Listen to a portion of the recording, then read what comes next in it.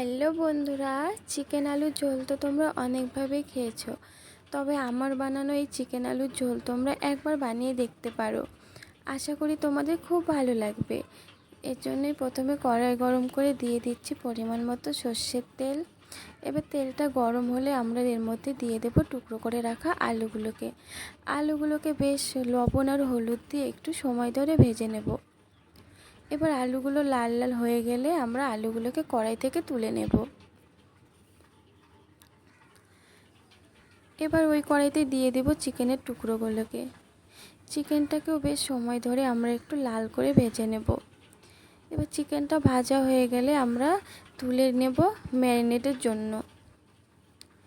এবার ম্যারিনেট করার জন্য দিয়ে দেব এর মধ্যে 2 চামচ টক দই, দিয়ে দেব স্বাদ অনুযায়ী লবণ, জিরে গুঁড়ো আর দিয়ে দিচ্ছি ধনে গুঁড়ো।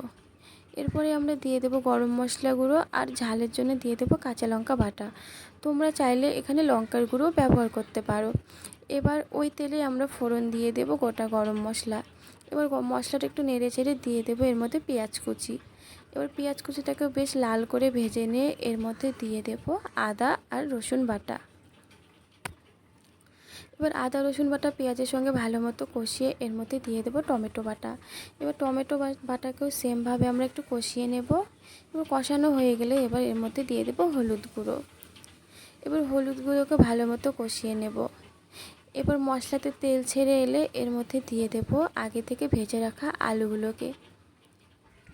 এবার আলু দিয়েও মশলার সাথে ভালো মতো কষিয়ে নেব। এরপরে দিয়ে দেবো ম্যারিনেট করা চিকেনগুলোকে।